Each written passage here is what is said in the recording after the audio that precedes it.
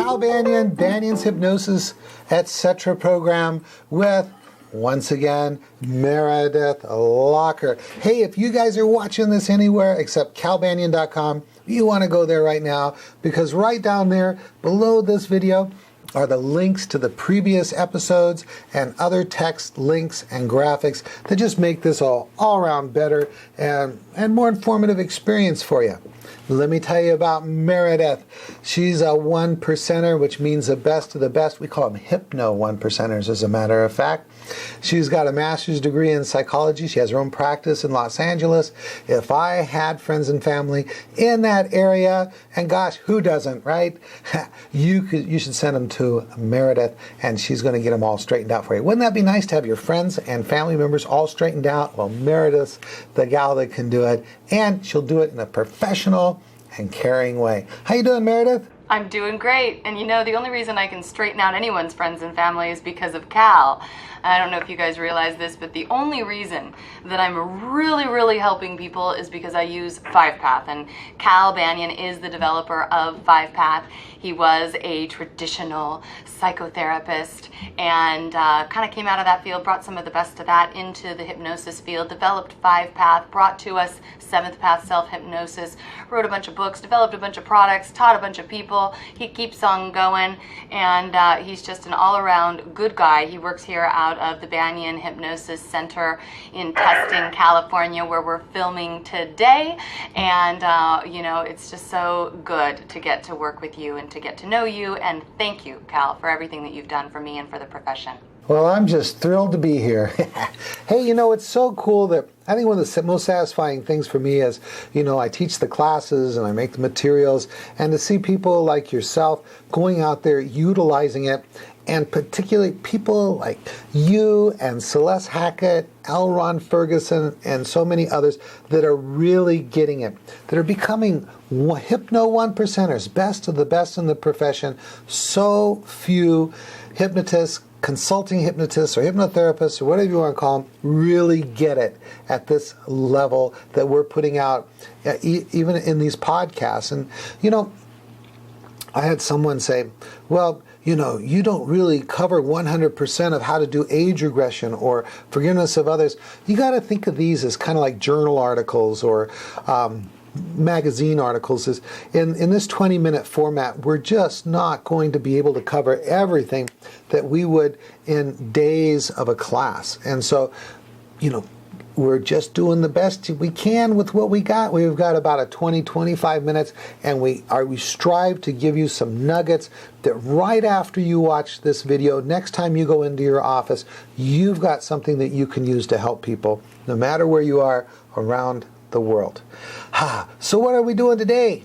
Well, this is the 5th of a series of 5. So if you've somehow stumbled over this podcast before listening to the other ones, please go back to podcast number 195. If you're watching this on calbanyan.com, right down there are going to be the links to connect you with podcast 195, 96, 97, 98, and then here we are, 199, almost the 200th episode. And we're really excited about that. That will be next time, and there will be 3 of us filming that together, Elron, myself, and Cal doing it together. That'll be interesting. I'm convinced I'm not going to get a word in edgewise, but we'll see how that goes. But today we're doing a continuation of forgiveness of others work, and we're going to get into some details about that. I'm going to, in a moment, give Cal a chance to, you know, make any announcements that he might have. But I also have one of my own. I am collecting what-if questions for those of you who have been enjoying the Banyan Online Supervision series. You know, the recordings that Cal did as kind of an externship program to help all of us after we've graduated as 5-Pathers and we're out in the field to understand the information in a more advanced and in a deeper way. And he covered 116 what-ifs in my very favorite volume of the Bolsom Supervision series, and I am collecting more because I know there are a lot more than 116 what-ifs, different experiences that we've kind of come up with as we've been working with clients. And I'm talking about in the first phase, in the second phase, in the third phase, in the fourth phase, in the fifth, and then maybe just kind of extra things. So anything and everything, go ahead and send them to me at Meredith@yourpathhypnosis.com, or you can post them on the Ask Cal group at ourhypnospace.com. hypnotherapy.com. But I'm going to go ahead and pause and let Cal make any announcements, and then we'll get into the material for today, more about foo. Hey, I've just decided that what I'm going to do is I'm going to put a link down there to episode 100, and I'm going to put a link to episode number 1, which is actually an audio episode, and then I'm going to dig around and find out which is my very first video episode, and I'll put a link to it too. So then when we do our 200th episode, you could hold us accountable to see if we're getting better or not. Oh gosh, why do I do this stuff to myself? Hey, so what are we doing now? Well, I've got some more questions about forgiveness. I know, you gave me a hint. I should, once again, if you've been watching episodes, Solid Gold Weekend, be there or be a Hypno Square. Let me tell you what, all the big names, they're going to be there. I'm going to be there, and even the best, you got to be there. And you know what? Why? Because we got to support this being in California. We can't have it always in Las Vegas. Come on. Or only go to the convention on the East Coast. We got to get this hypno vibe going here in California. And Anaheim's a good place to do it. All the action happens there. While you're here, you can go to Disneyland, Knott's Berry Farm, Universal, whatever that is, Studios. Do it. Go to the beach. Go to Huntington Beach. If you're not from Los Angeles, Anaheim, then you know what? Come on down. We're going to have a great time. Commercial over. Yeah, there's a lot of great restaurants in Anaheim now. They've been really building it up. Oh, give us like 1 or 2 of your favorite restaurants in Anaheim. Oh, goodness gracious. Well, kind of put you on the spot there, didn't I? You put me on the spot because I can't, off the top of my head, I think that they put a Morton's there, and I do enjoy Morton's every once in a while if you want the fine dining experience. And then kind of a fun place to go that I know that they just recently put there is that Bubba Gump's Fish whatever factory or shrimp factory. I'm sorry, it's not fish, it's shrimp. And that's kind of a fun family place to go. I like the way that they decorate the place. It's kind of fun. So there you go. There's a couple. Hey, if you think any more, let us know. We'll put some links down below here on this episode, and people can check them out. Perfect. So getting right into the material, if you don't have anything else, Cal? Done. Okay. This is interesting. So in forgiveness of others, there is a certain point in the process where we're encouraging the offender that is talking, of course, through the client. The client is in the shoes of the offender, and we're encouraging that person to say that they're sorry. But sometimes offenders aren't sorry. And so speaking through the client, sometimes they are just saying, I'm not sorry. And, Cal kind of has a backup plan to that. And so, if they're not sorry and they're not willing to apologize, and I hope I don't butcher this, Cal, because I've never had to kind of present in verbal form this material, but kind of the backup plan would be to then have the offender go to their day of judgment, where they are having to review their life, if you will, and, kind of feeling how it feels to have done all of the wrong in their life, and then kind of seeing if they're sorry. And if that doesn't work, kind of sending them to hell and seeing if that works. And sometimes we have clients who don't believe in life before or after, these lives. And sometimes they don't believe in something like judgment. And so then if someone doesn't have any kind of spiritual belief of any kind, what would you do with a situation where the offender doesn't want to say, I'm sorry? How would you handle that, Cal? Well, I got plan A, plan B, plan C, plan D. This is why I always get forgiveness. I tell you what, I don't want to offend anybody, but I always get forgiveness. I know earlier on in my career, there was probably 2 times where I only got 50% forgiveness. But even in that case, the person who forgave 50% was 100% better off than when I first got a hold of them. So, plan A, forgiveness of others. We put them in that other chair. We beat the pillow. We do whatever needs to be done to get that anger lowered down so that we can do the 10 keys to forgiveness so that they can start using logic and insight and get that forgiveness accomplished. And we after we get the 10 keys done, where they find out, and in a previous episode we talked about this in more detail, like why the defender acted that way, that they wish they could have done something different, if they were sorry or not, and so on. Now, so then finally we go, and I'm talking to the offender. Now, one of the coolest things about this whole thing, holodeck of the mind, right? Heard me talk about that before. My client has now we're in that process where they've hit the pillow and they've just released all this anger as much as they can. And by the way, that in of itself is useless, because if you don't go in and find out if you don't go in and neutralize the cause of the problem, okay, then the anger will come back.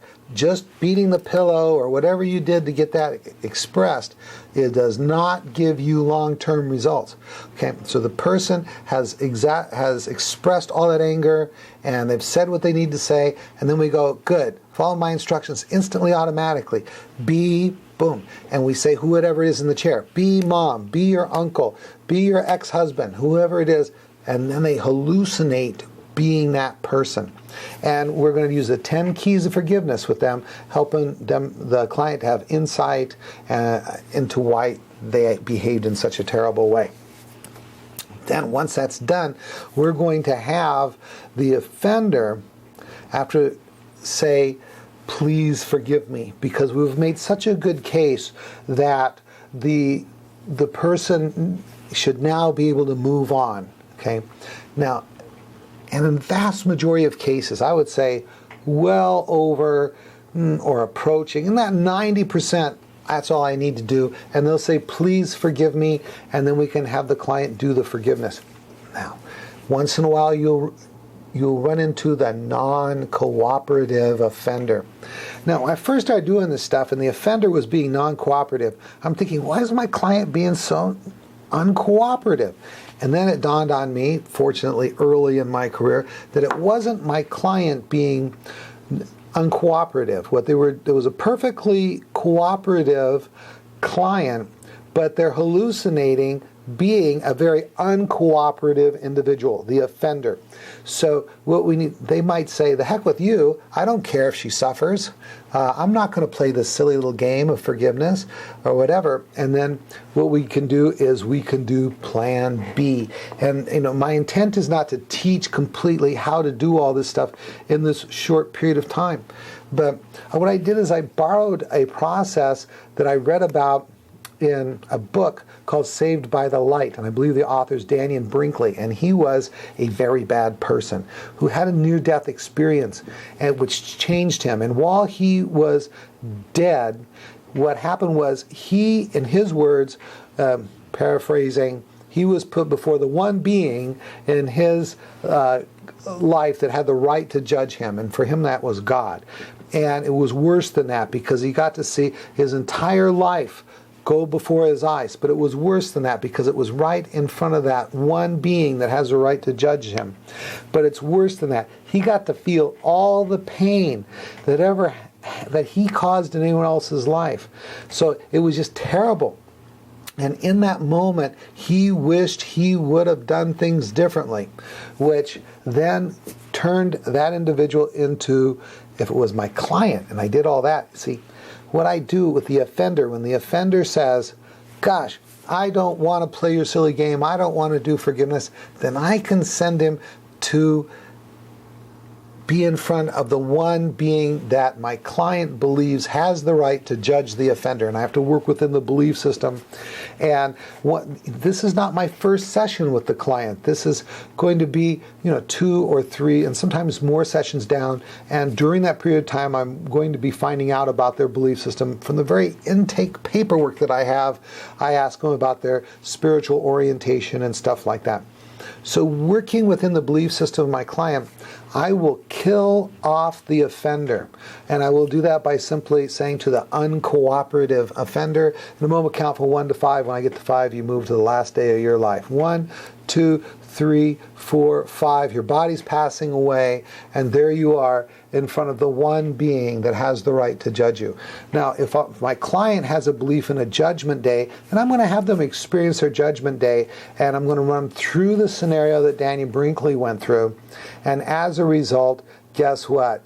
Plan B is very good, and it tends to get them to say, I could say, boy, it'd be nice if you knew then what you know now, isn't that right? And they go, oh yeah, you sorry that you behaved that way? Yes. And now I'm into the 10 keys to forgiveness.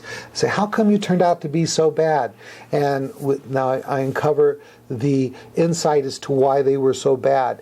And now what we're doing is we're actually got them into the cooperative state so that I can use the 10 keys to forgiveness. Okay.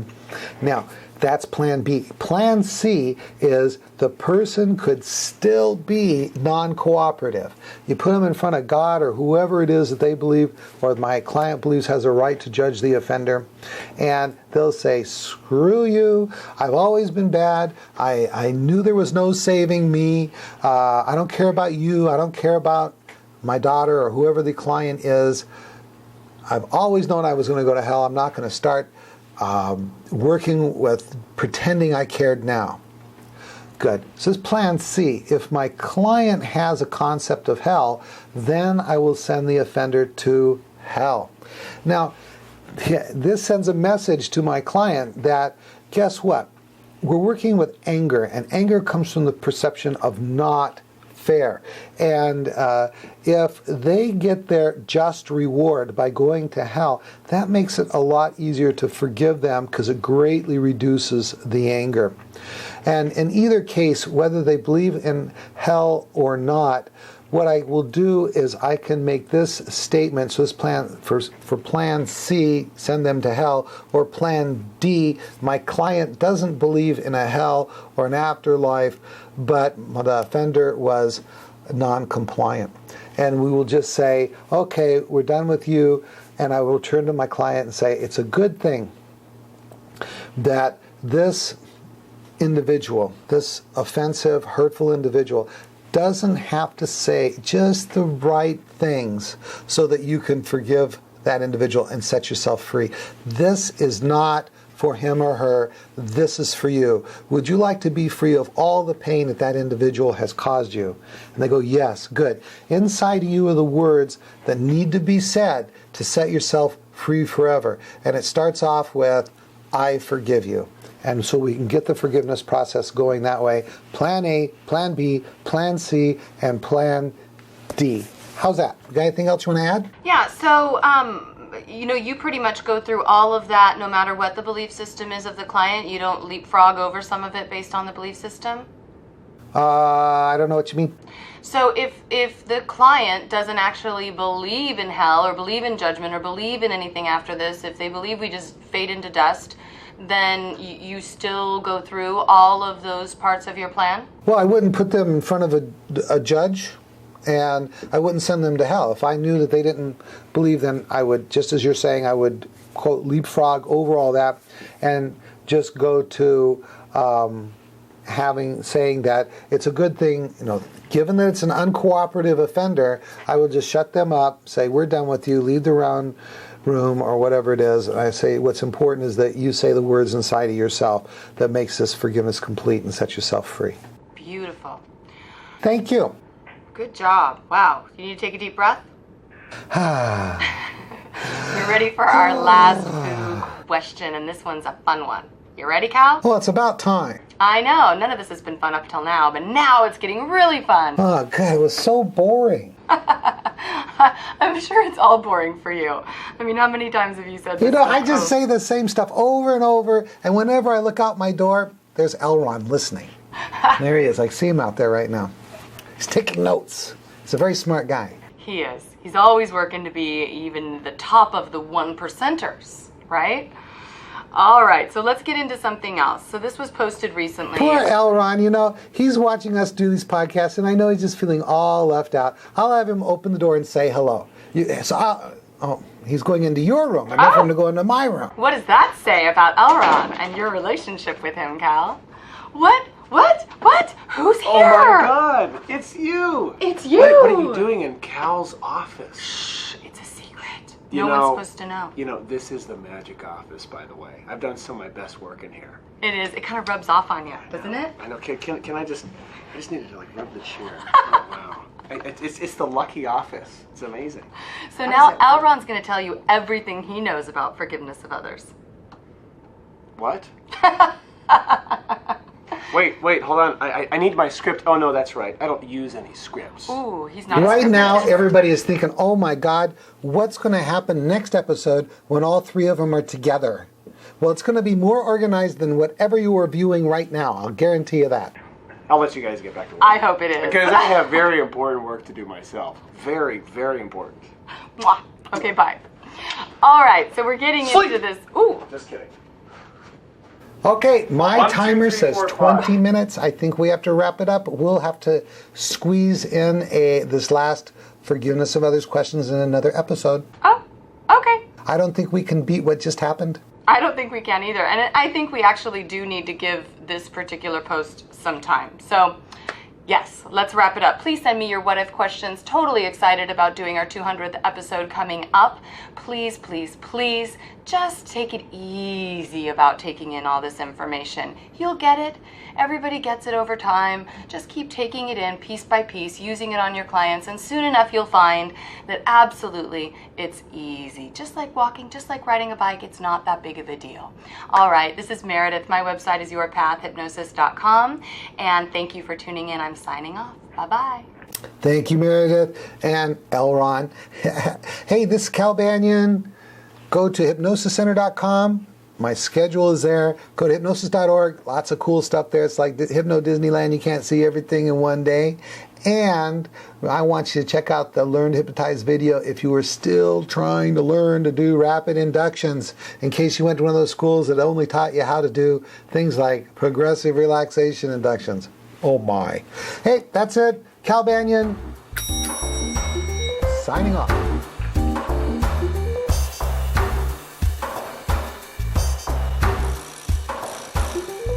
This recording is the property of Cal Banyan and Cal Banyan's Banyan Publishing Incorporated. All rights reserved for private use only. May not be duplicated without written permission.